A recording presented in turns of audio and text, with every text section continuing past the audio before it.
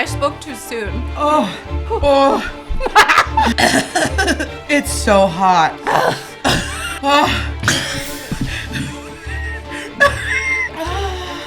The legacy. Oh, we're leaving vet med. Yeah. Just people in vet med in general. It's so hot. Literally.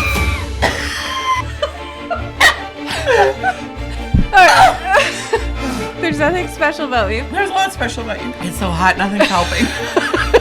Absolutely nothing is helping. My friggin' face. Oh, you okay there? That's hot. You better bleep that out. The Hot Mess Express is here for our hot wing challenge. I love it. Kaylee is putting us on the hot seat. Okay. Cheers. Yeah, I like that. Wait, was that the tape? That was it. Oh, I'm sorry. Say it again. Say it again. Sorry. The Hot Mess Express is back doing the Hot Wings Challenge at the request of our producer and handler, Kaylee. She's got us in the hot seat this time. Usually we are putting our guests in the hot seat, but today it is Jillian and I. We're waiting to see if we can fog up my glasses. That's the whole premise of this. Yeah, which that's a bit of an Easter egg. If any of you guys noticed, Jillian, when she was interviewing Cameron, had some sort of sickness. Oh my God. And her glasses were fogging up during the interview. And I looked over at her and was like, oh my God. And she almost puked. Poor Cameron couldn't get out of the chair fast enough when we were done because I had to run to the washroom. Were you like looking at what you could puke into? I was trying to find a bag. I was like, there's got to be something I can vomit in. And the worst part is I was like speed lining into the bathroom and a client was like, hi, Jillian. And I'm like, oh no, I'm going to vomit. I'm like, I really want to talk to you, but I really need to go be sick somewhere. It was awful. Well, hopefully, Anyway. we did not think of puke buckets this time around either. So hopefully that doesn't happen. Yeah, otherwise you're going to be wearing it. We've got varying levels of hotness. We're starting at the very basic, just barbecue sauce. Like, Yeah.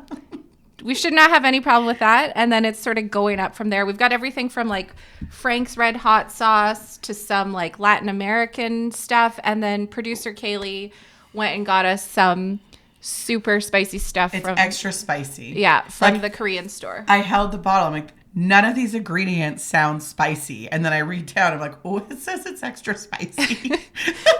And dear. as we're eating, we're going to be asking each other some questions so that you guys, our audience, gets to know us a bit better too. And maybe we'll get to know something about each other as well. Yeah, and honestly, I would challenge a guest to do a hot wings challenge with us. Yeah, Like, well, I think we should call some let's see people how out. this goes first. Maybe we might I need don't some know. puke buckets, but Let's hope not. all right, hope let's not. get our questions ready. Okay, so less spicy wings. Yeah, All so right. these are our buffalo wings. Okay, let's cheers here. Yeah. It's just buffalo. Buffalo's hot. Oh my God. This You is said it was barbecue. Oh, yeah, barbecue sorry. is It's- not it's buffalo. barbecue. No, you see the red line there? There's hotness in this. Mm-hmm. All I right. literally feel nothing. Okay. It's like your soul. My little ray of pitch black soul. That was a great Instagram find. It was good. Okay. So let's go here. What's the most unhinged thing you've ever said or thought on a tough day? Okay. I feel like I'm doing some ASMR here. I have a really crunchy one. Okay. Well, I actually talked about this on one of our podcasts. Yeah. I was at a practice that I was not happy at whatsoever. And as I was driving to work, I thought to myself, maybe I'll get into a car accident and I won't have to go to work. And then as soon as I thought it, I was like, caught myself being like, okay, you need to quit. Like, that is not an okay thought. Yeah. That's probably the most unhinged. I don't know. I have a lot of unhinged thoughts, but that's probably my darkest one where I was like, okay, the reality check, you need to quit. And I did. Jesus. Yeah. Sorry. Okay. I'm You just gonna asked. eat my chicken wing. All right. So for you, Uh-oh. what is your go-to coping snack or a ritual after a tough day? I have many tough days. It's not so much a snack. Ron will make me chicken wings. Literally, not hot wings. Except this one called Sasquatch. It like burns the soul so you don't feel anymore. It's great. Yeah. And wine. Okay. Like chicken wings and wine? Chicken wings and wine, for sure. But they have to be Ron's chicken wings. Okay. So because he smokes them. He smokes them. And they're delicious. Okay. Leilani. I'm gonna ask you another one while we're eating this. All right. Because you're a horse girl. Yeah. Oh. And I know how horse owners can get about their horses. Uh-huh. But maybe it won't be because you're also the owner of Boo Boo, like your heart dog. My heart dog. Uh-huh. What's the most irrational thing you've done or said as a pet owner? It's definitely with the horses. Yeah. For sure with the horses. I knew it. Yeah. Horse girls, listen, we are spicy, but we give a shit. But horses are also a very large investment. They're a depreciating asset in most cases, for the record. But such a finance thing to say. I know. You do it because you love them. There's actually two situations I would say. But the big one is with Bee, so my buckskin, somehow cut her eye open. Is she still alive? Yes. Bee is 21 this year. She cut her eye open and it looked like pretty nasty. And the poor trainer who I had Bee with was like, it's fine, we can deal with this tomorrow. And I'm like, absolutely not. This is an emergency. And I called every horse vet that I knew in the area to be like, will you come treat this? Will you come treat this? And they were all like, no, this is not an emergency. So I'm like, but it's Bee and I don't want her to lose her eye. And it was like 2 inches above her eye. It was in her eyelid. But the best part was a vet student had to come and stitch Bee up the next day. So it was like a learning opportunity too. But this vet was telling yourself that. I know. This poor student is a small animal doctor now. Was not a horse vet. She was on rotations in her 4th year, and my horse needs so much trank to deal with her face. Bee was like trank like a Clydesdale. And this poor vet student was like, I'm going to hit her eye. Something bad is going to happen. It's Jillian's horse. So pet owners like you, though, are the reason that my company exists. I know. So that I can filter all those things. Not that it's a bad thing, though, because I think this is a good example of, like, it was such an emergency to you. Yeah. Even though it wasn't a medical emergency, it was an emergency to you. Yeah. So, like, I mean, it was bloody, and it was her eye. Yeah. And it was, like, 10 o'clock at night. So it was like they had to come out at 10 at night. No, they didn't. They were all like, Jillian, we'll be there first thing in the morning. Okay. And I was literally irrational. I was like, I will pay you whatever. And this is horse vets, though. Horse vets also know that horses cost a lot of money. Yeah. And they were like, we don't need to come tonight. Yeah. Here's what you're going to do for the night. Right? So remind me after this, I have to show you like a PowerPoint presentation I have on like Animal Health Link and how it works. And one of the things is like, are you getting these kind of calls at night? And it's literally a horse with a laceration 2 inches above its eye. It's probably mine. Is it a buckskin? I don't know. I don't remember this. Oh. I don't remember the, what do you call them? The coloring. Oh. Coloring. Whatever. We're going to color. Yeah. All right. Should we move on to the next? Okay. The next. Actually, I'm going to throw that same question back to you, Little Miss Animal Health Link. Okay. I am, and I think a lot of other vet med people can attest to it. Okay. Like I know a lot about veterinary medicine. I've been doing it almost 20 years. But when it comes to my pets being sick or injured, I like all medical knowledge leaves my brain, and I'm just like, oh my God, help me. Because you're human. Yeah. Like I've literally texted like the RVTs that are like in my company being like, should I, do I need to do something about this?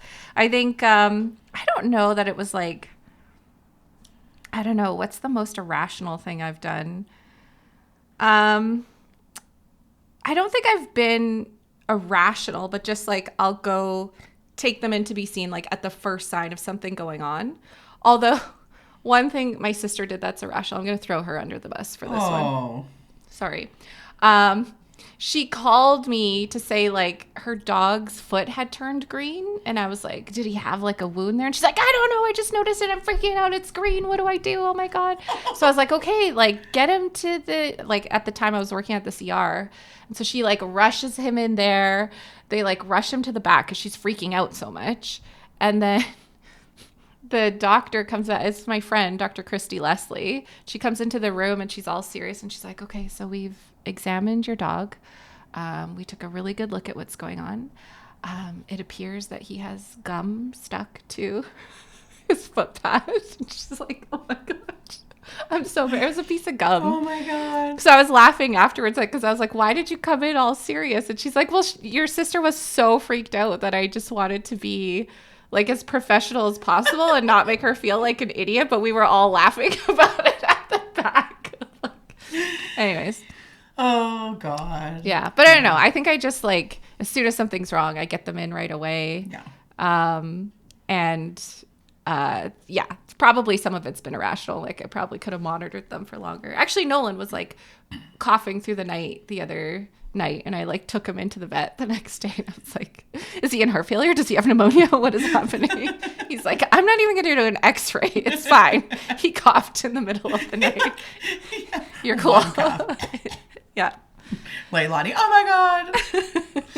Oh, I know. So this is the one problem is like, I have a vet for Trevor. I have a vet for the dogs.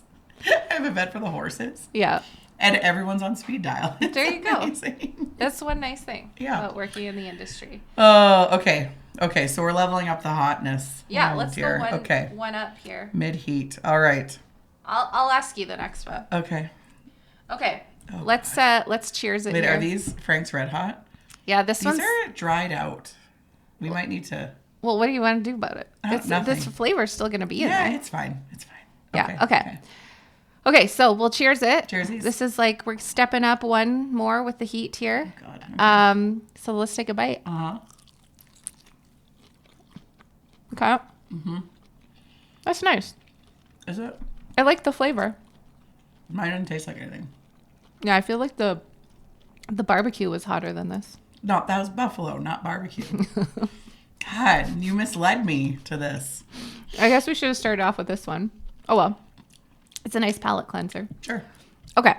So you haven't been working in vet med that long. 13 years, man. How long do you want me to work in vet med? Well, okay. Sorry. I was thinking like when SteadyGate launched. Staying at 6 years this year. Yeah. Yeah. Okay. So you've been working in. I'm like. Okay. 43. Let me start that again. So you've been working in vet med for 13 years. Yeah. What's a hill you'll absolutely die on in vet med? And I especially want your take on this because you're not doing the medical side of it, but you're working in the industry. Yeah. Oh, I have so many hills. It's a valley. There's a valley. Okay. So like hills when I'm talking to veterinarians or hills when I'm talking to consumers? Let's do one of each. Oh, okay. Well, there's a couple. So I think there's a very big misconception in vet med from both perspectives that like vet med is very hard. Like that is true. We know this. Most people that go into vet med are empathetic humans. Mm-hmm. But what I've noticed is that most veterinarians, or the vet community, I should say, not just DVMs, but so there is something called financial scripts. Okay, so financial scripts are basically like what your financial trauma allows you and how you deal with money. So there's this one. Is it like you're like how risk averse you are? No, it's like, as an example, there's people that are money vigilantes, and money vigilantes like they like save and save and save and save. They squirrel away money, but because they don't have a plan for the money, they have lots of it, but they have financial stress because they don't know what to do with it and they don't have enough of it. But they don't actually know that they have enough because they have no plan. Is it like, do you see that in like the older generations? Like I'm thinking my grandma, because of the trauma from the Great Depression. Yeah, where she you had like hoard. Yeah, she had literal envelopes of money that we found when she moved out because she didn't trust the banks after like everything that happened with the Great Depression. So we're like, there's thousands of dollars hidden around this house. Is that the same thing or no? There's like, I have young clients that are like that. Okay. Because it's like they know they're supposed to save and they're not supposed to have debt. Okay. Because that's what their parents have told them. And that's like their parents' financial trauma going into their kids' financial trauma. Okay. But I think in vet med, there's just such this misconception that it's just the work that creates the stress, anxiety, and depression. Financial stress is actually the leading cause of relationship breakdowns. So divorce, business breakups, all of that usually stems from money first. Yeah. And so I think there's this misconception, like with what I do, that I just sell product. And while products are the tool that you need, it's like we actually need to understand our money and our financial traumas and our actual who we are. Yeah. And our journey to help with the stress that the vet community feels. Like it's not just someone was mad at us today. It's not just, I suffer from depression. There are underlying causes on the money side that lead to making all of this compound. Yeah. So, okay, I've got 2 questions then. So, like, how do you even figure out what sort of financial trauma you have? Like, is that something StudyGate can help with? Is that, like, something you go to a therapist for? Like, what? Yeah, it's interesting. Like, there's not really therapists that talk about money, right? Like, there's therapists who talk about, like, tell me how you're feeling today. Yeah. How did that make you feel? Yeah. And they're important, and everyone needs a counselor. Everyone needs a therapist, right? But with what I do, and I noticed this, why I got into the business, was that there's not advisors who actually educate and like uncover the underlying issues. So if you think of vet med, you're not just going to diagnose a dog that comes in there because it has certain symptoms. You're going to figure out what was it eating, who is it playing with, where did you take it, right? Same thing with us. So like one of the questions I'll ask people is, what were the money discussions like growing up? Okay. And usually the conversation is, we never talked about it. Yeah. Or if we did talk about it, my parents would fight. Or I had a single parent who literally made me choose between activities because we could only afford so much. Yeah. And that's usually where trauma starts. So financial trauma, they say, starts at age 7, because at age 7 you start to understand, like, maybe not what money is, but the conversations that were brought about. Yeah. Well, you certainly understand if you don't have it. 100%. Right? Yeah. Like I had a client tell me that they grew up in a single family household, and one of their parents said, you have to choose between soccer and swimming. Both, like as a 40-year-old, you're like, those aren't very expensive sports, but it depends. They're expensive to who? Yeah. Right? Like money is very, it's different for everyone. Yeah. Right? And so what they said to me was, I never want to have to choose between activities ever again. So that was a trauma that lived with her from like 10 years old, and now they're like 30 something. Right. You know? Yeah. So the hill that I die on is that I think we have to deal with the financial trauma. Yeah. To help with mitigate some of the overall stress. Yeah. That finances do play a bigger part than any of us are taking into account. Well, and then take it one step further.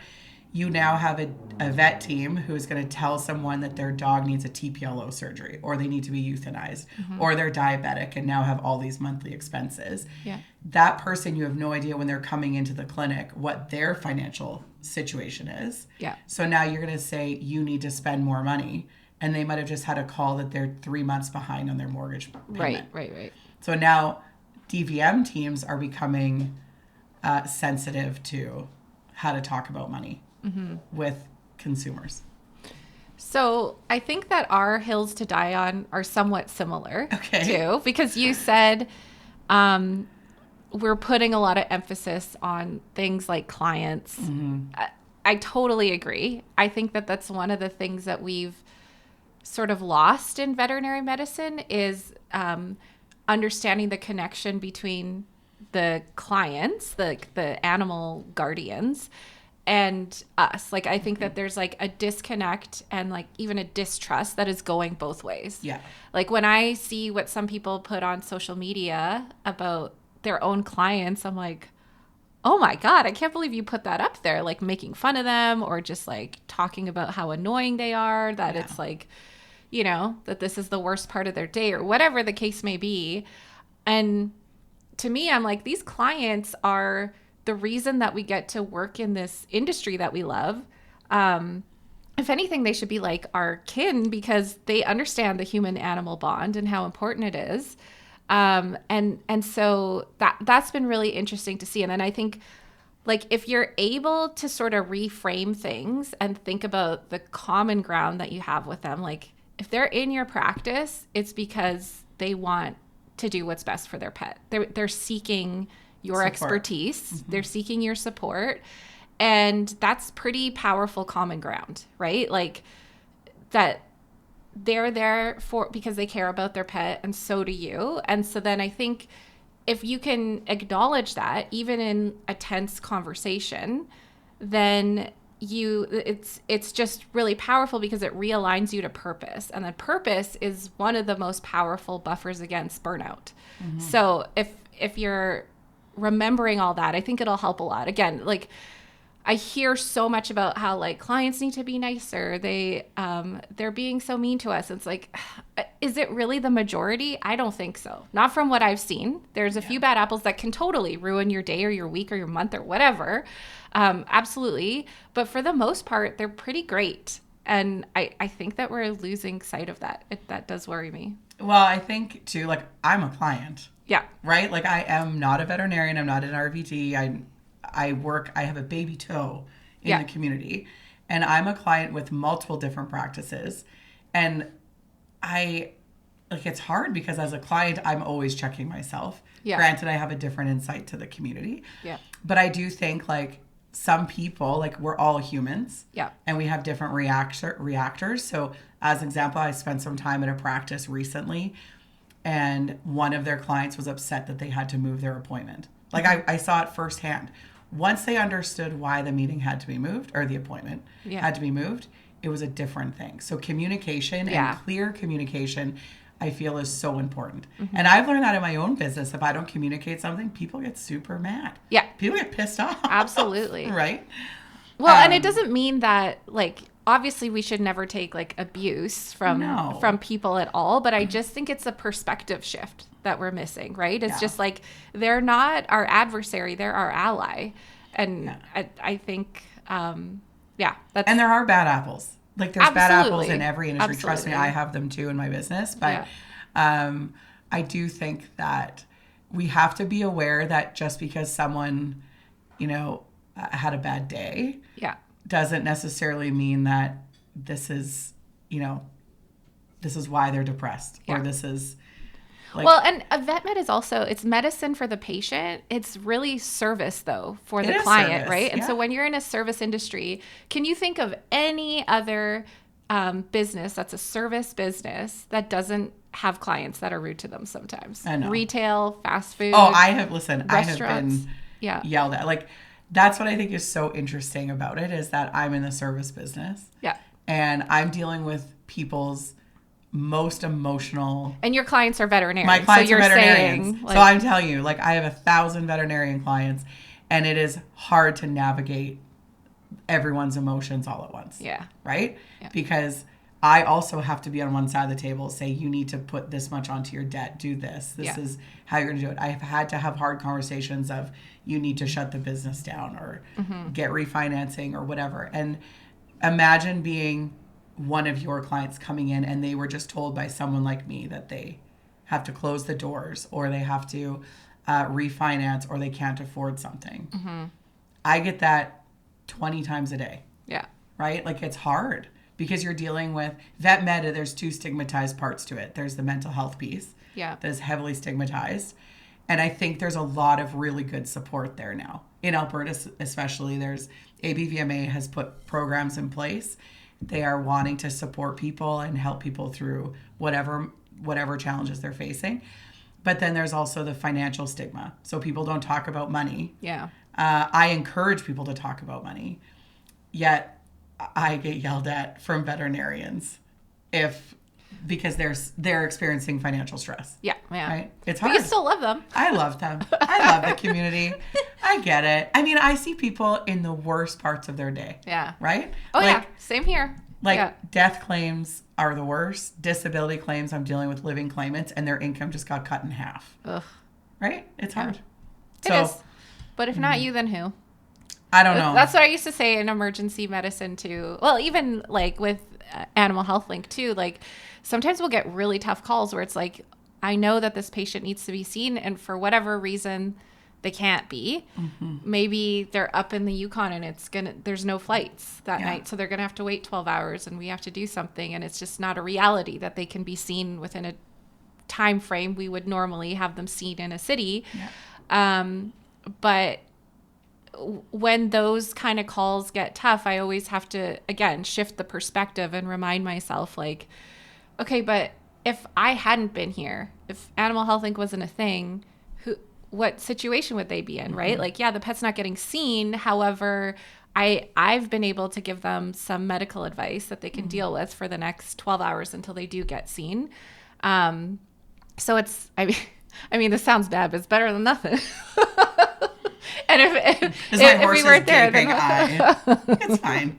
She's fine. It's fine. It's going to be fine. Yeah. I mean, I don't know, vet med is a business at the end of the day. And I think we forget about that too. Is like, there is toxicity in practices. Yeah. And I will die on this hill that I know a lot about what goes on in practices. Yeah. There are clinics that I will tell people not to go to because they don't treat their staff very nice. Yeah. Right? Like I do have to protect clients and the community as well. But like, if you're going to treat your staff like shit, you don't deserve to have them working for you. Yeah. Right? Well, it's funny you say like, the reminder, like vet med's a business, yet we don't talk about finances. No kidding. My God. And there's like this growing resentment towards the clients. Like, how is that business going to survive if we don't shift that mindset? Well, and I think like the media does a terrible job. It does. Let's both all die on that hill. Yeah. Is that the media does a terrible job of talking about the financial side of vet med because they want to blame veterinarians. Yeah. I think the one positive that's come out of that, because I've watched some of it and just been like enraged, is now when I see a piece like that about an industry I know nothing about, I definitely start like the critical thinking first and being like, well, hold on, let's ask some questions before we just watch this hit piece and then go with the flow. Last January, the media put out that release about vet med. Yeah. And I texted you at like midnight. I'm like, we're doing this podcast. Yeah. Right? Like it was literally the driving force of like consumers need to know about what it means to be in vet med and how the pricing models work. Yeah. I think every practice has a different, pricing model and we can't talk about pricing and all of that. But in my world, it's the same thing. Yeah. Like I go on Facebook and I see who has the cheapest wellness exams. And it's like, do you want cheap or do you want good?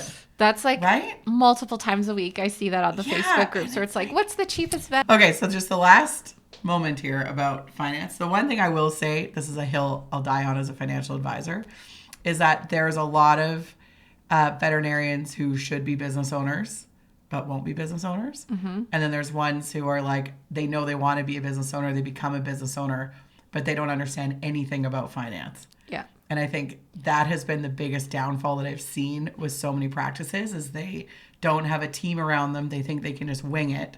And winging it, like we can wing it, the Hot Mess Express, on a podcast. We cannot wing it in our business. Like we actually need people to help us. Like I even have financial people who know more than I do within my business. Yeah. So I think a hill I would die on from the financial perspective is that you need to build a financial team. And just because that financial person, like an accountant, says, oh, you shouldn't pay yourself a salary, doesn't mean you shouldn't pay yourself a salary. You actually do need to get paid a salary as a business owner to qualify for things and monies. Well, I will say, I think one of the best business decisions I made when I started my company was starting with a CFO. Yeah. Like having someone, because I think we would have been way behind from where we are right now if I didn't have someone who had a good handle on the finances. Because I think when people think about entrepreneurship, they're like, oh, I'm going to have to learn this, this, and this thing. And you do have to learn a lot about those things, but you don't have to be an expert in them. No. There's people who are already experts in those things. So well, and I learn every day in business, in finance too, because situations, like every person's situation is so different. Yeah. So it's like, I tell new business owners or clients when they're like, I want to buy into a practice. I'm like, great, here's the team we're going to work with. Yeah. Right. And I've already built that financial team for you because we know that they understand the veterinarian world. We know that you just want to be doctors. You don't need to know the inner workings of how a financial statement works. Yeah. But you should still have a team that is like dedicated to you. If all of you are using the same accountant, all of you are using the same lawyer, there's no, like, it's all bias advice. Right. Right? Except they should all use they steady should gate use plan. me. But I'm different because I like bring the people in. Yeah. Yeah, like I obviously want that. But I have clients that use other advisors for other aspects, No, But yeah, I totally get it. Steady gate's a hub. That's all. All right. Okay, next question. I feel like these wings weren't hot enough. They weren't. We gotta get hotter. That was way too easy for us to answer these questions. So our next sauce is going to be Cholula. So we've doused the next ones and a little bit more because we need to get a little bit spicier here. Okay, so I actually want to ask you 2 of these questions. So, because I think like when I see you and like we talk about a lot of stuff and we talk often and usually it's me flying off the handle. Mm-hmm. You are always so calm, cool, collected. I think anyone who knows you would be like, Leilani is so put together. She's like classy and badassy. Okay. So when have you felt closest to burnout and what did that actually look like behind the scenes? Oh, we didn't cheers.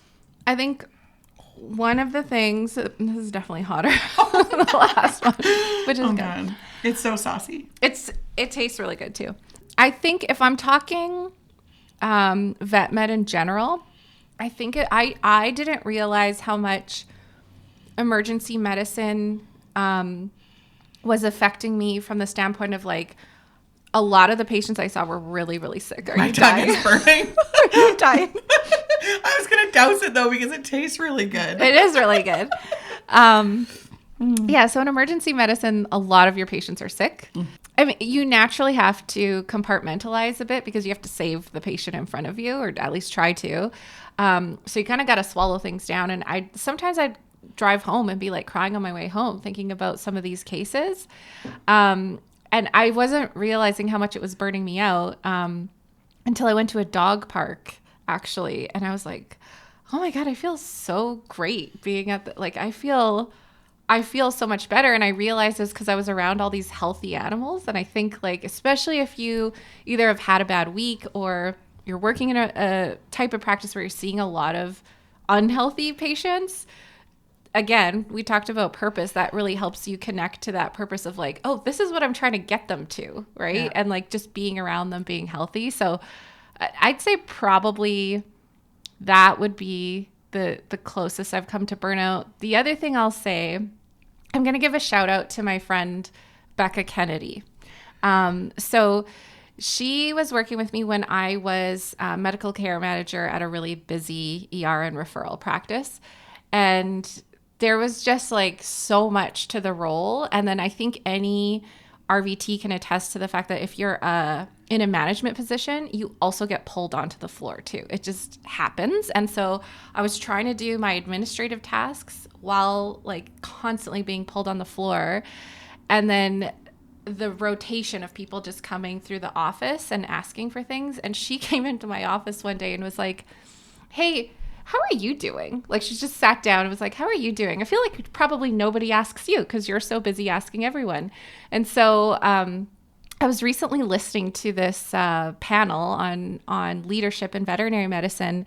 And they were talking about how the fact that like we talk so much about burnout for the people on the clinic floor, but not the actual leaders. It's sort of just expected of them to continue to, get up and be resilient and that sort of thing. So I don't know. I've definitely had burnout, but I've found my way out of it by either changing perspective, like I said, being around healthy animals, or just having support, like my friend Becca, who was like, how are you doing? Are you okay? Even her just asking meant the world to me. Yeah. Yeah. Burnout is it's a hot topic for sure.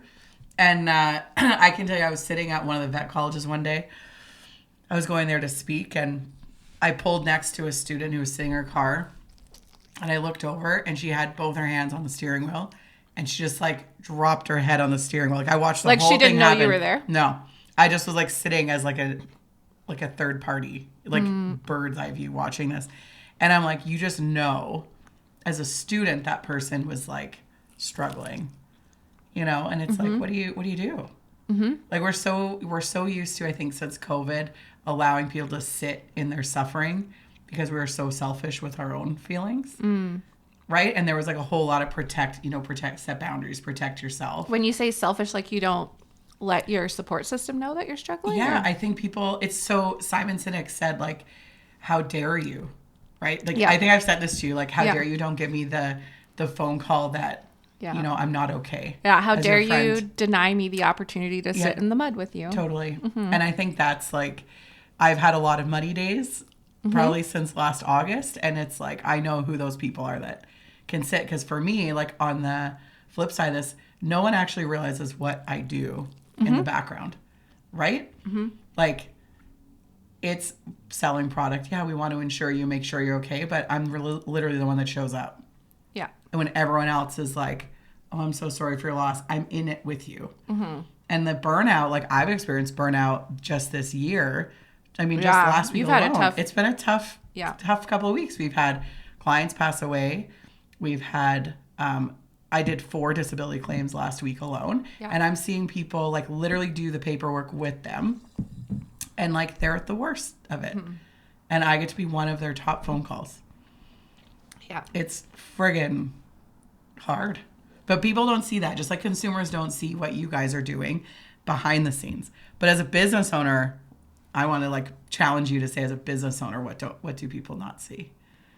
What do people not see as a business owner? Like burnout for you as on the business side. Oh, on the business side. Yeah. It's like staying up at night thinking about it. Like I don't think there's a time when I'm not thinking about my business in some regard. Like you've seen it. Like remember we were out at a bar, like a bunch of us friends. With your Shirley this one's Temple. actually really with my Shirley Temple. Which one's hot? The last one we had. It's really hot.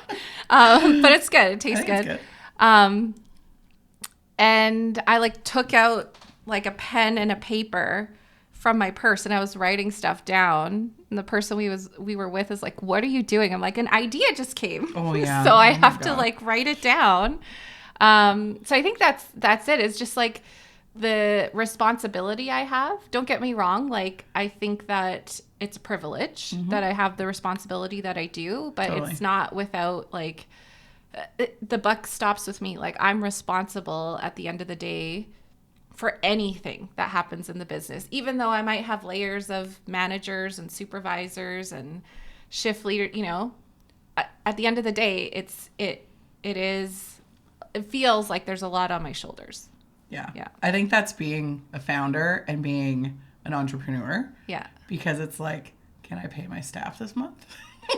Like, Right? you lose a client and it's like, shit. Well, I think about Right? that. Those are literally the thoughts I that know. go through my head is like, I have people depending on me to feed their families and themselves Yeah. and their animals even. So I yeah, know. I think that's anybody who owns a business will say that. It's like, yeah. And like in my business, we have to rely on all these other companies.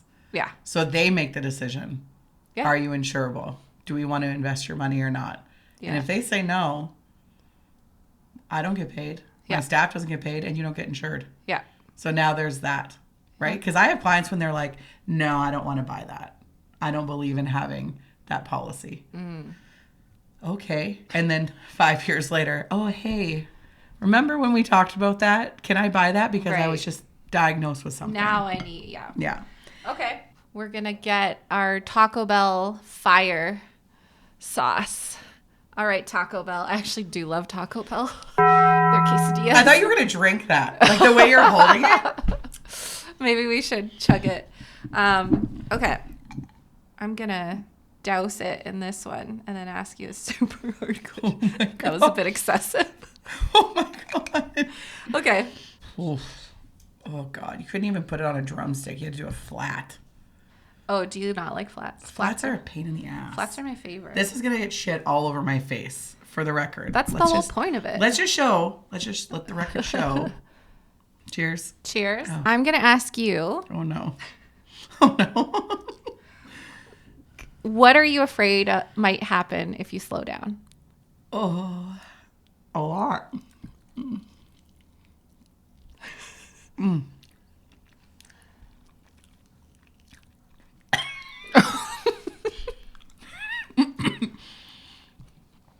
That tastes like Taco Bell. Oh, it takes a second to kick in. It does. And it's like the back of your throat. If I slow down, I don't know. I don't know what would happen. Like, I think the biggest fear is that I don't know, because every day it's like there's minimum 11 meetings a day. Minimum.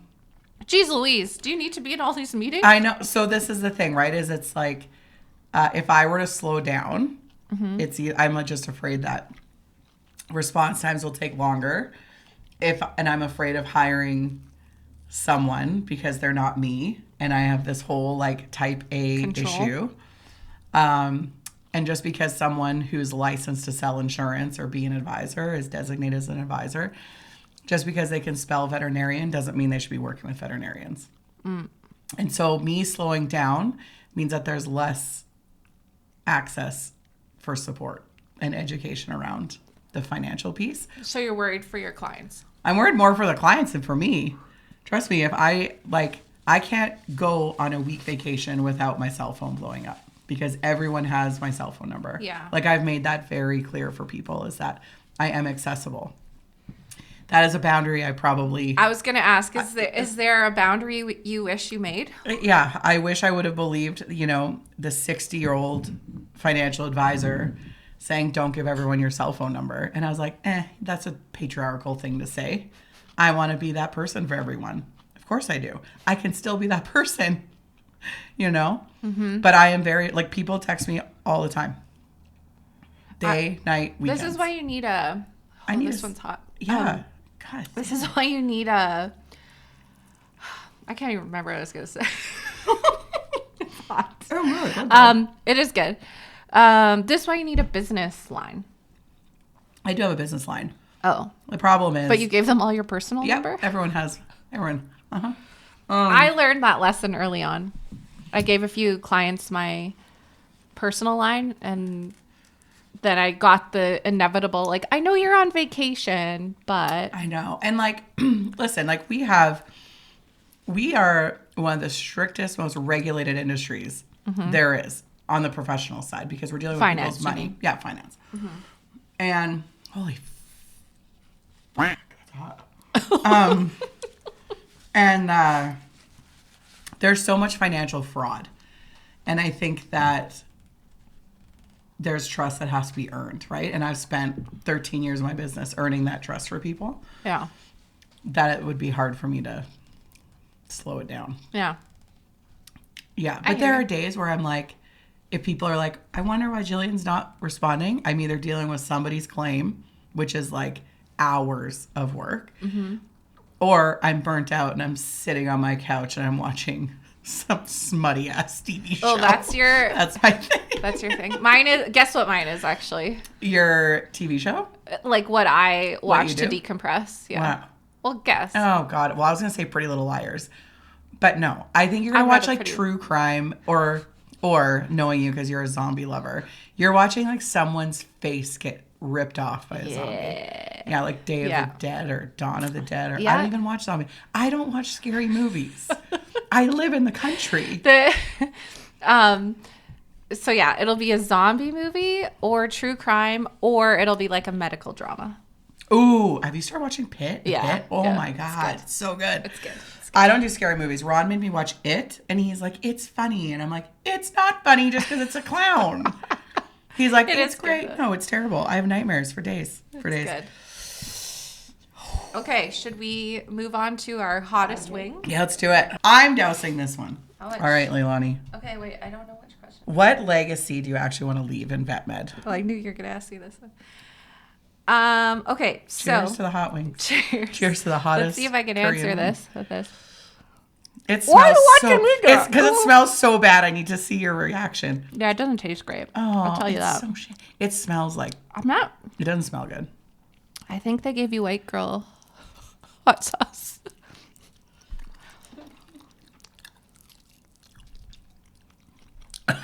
It's coming. Oh my God. Okay, now it's coming. That Ooh. is mother fudger. I spoke too soon. Oh. Oh. I spoke way too soon. Don't touch your eyeball.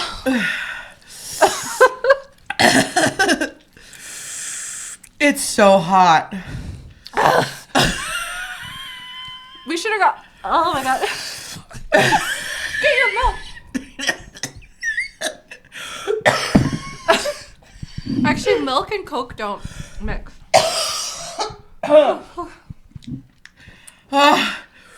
Holy. You ate like... I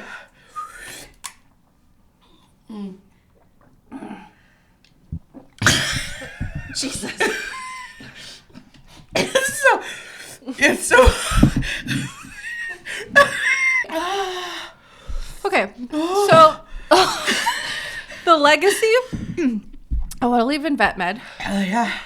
is for RVTs. Actually, you know what? RVTs for sure. But just people in vet med in general. It's so hot. The other day, literally,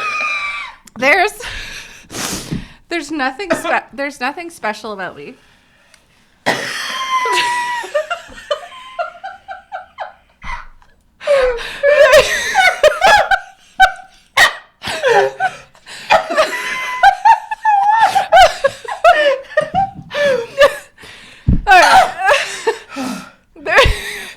There's nothing special about me. There's a lot special about you. Well, I don't have a genius IQ. Yeah, but what now?